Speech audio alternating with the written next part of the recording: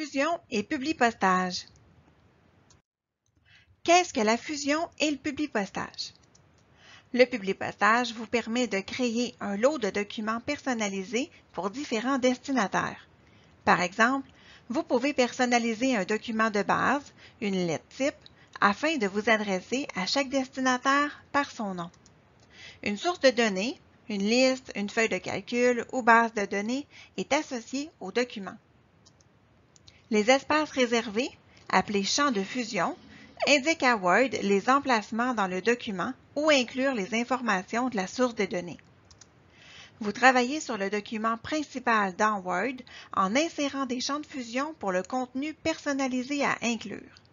Une fois le publipostage terminé, le document de publipostage génère une version personnalisée de lui-même pour chaque nom de la source de données. Qu'est-ce qu'un document de base? Le document de base, comme une lettre type, est le document contenant les éléments de base que vous enverrez à tous vos destinataires. Le document de base peut être une lettre, une étiquette, une enveloppe, un courriel ou un répertoire. C'est dans ce document de base que vous insérez les champs de fusion. Voici un exemple de document de base, donc on a une lettre type. La source de données. Une source de données est une liste d'informations réparties en champs, de catégories, comme nom, prénom, adresse, téléphone, courriel. Lorsque vous faites un publipostage, chaque champ de fusion que vous insérez doit correspondre à un champ de la source de données. Les étapes de la fusion. Étape numéro 1. Ouvrir un document de base ou en créer un. Vous pouvez utiliser une lettre, une étiquette, une enveloppe ou un répertoire. Donc, vous avez un petit exemple ici d'un document de base. Alors, dans ce cas-ci, j'ai une lettre. Étape 2. Sélectionner le type de document.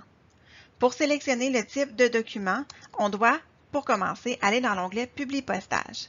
Dans le groupe Démarrer la fusion et publipostage, on clique sur le bouton du même nom et on peut sélectionner donc lettre, courrier, enveloppe, étiquette ou annuaire selon ce qu'on veut faire exactement. Étape 3. Sélectionner la source de données.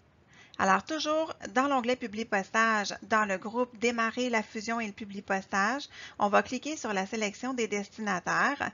On va aller sur Mes sources de données et dans les sources de données, on va être capable d'aller chercher donc une source de données, donc un répertoire avec nos informations.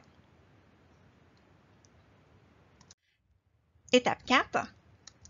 Insérer les champs de fusion.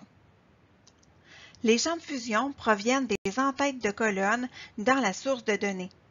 Ce sont eux qui détermineront le texte qui apparaîtra lors de la fusion. Voici comment faire. Donc, toujours dans l'onglet Publipostage, on va aller dans le groupe d'écriture et d'insertion et on va cliquer sur le bouton Insérer un champ de fusion. Là, on pourra insérer les champs de fusion de notre choix. Donc, par exemple, le titre, comme je suis en train de faire.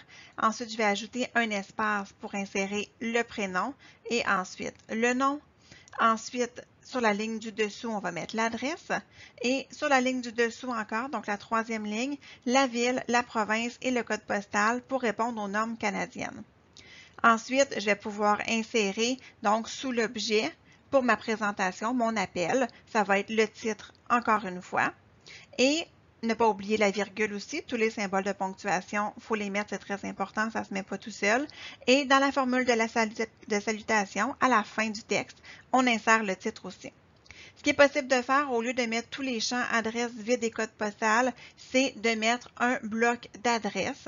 Donc, le bloc d'adresse, vous le voyez à l'écran. Donc, aussitôt qu'on sélectionne bloc d'adresse, bon, on a plusieurs choix possibles. On fait notre sélection, on appuie sur le bouton OK. Par contre, il faut faire bien attention parce que dans le bloc adresse, il y a la province qui est déjà entre parenthèses. Alors, si votre source avait aussi des parenthèses, les parenthèses vont être en double. Alors, très important, si vous utilisez un bloc adresse, il ne faut pas que votre source de données contienne déjà des parenthèses dans la source, sinon ça ne fonctionnera pas. Il va y avoir des parenthèses en double. Étape 5. Faire un aperçu de la fusion. Cette étape est la seule qui n'est pas obligatoire. C'est à ce moment que vous pouvez vérifier si la fusion de votre document a bien été effectuée. Toujours dans l'onglet Publipostage, une fois que les champs ont été insérés, on va cliquer sur le bouton Aperçu des résultats pour que les résultats s'affichent. Tout simplement. Donc, on s'assure que ça correspond bien.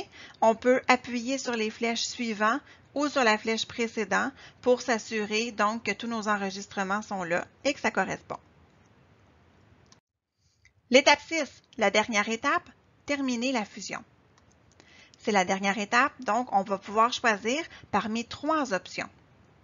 On clique évidemment sur le bouton Terminer et fusionner et là on a le choix modifier les documents individuels, imprimer les documents ou envoyer des courriers.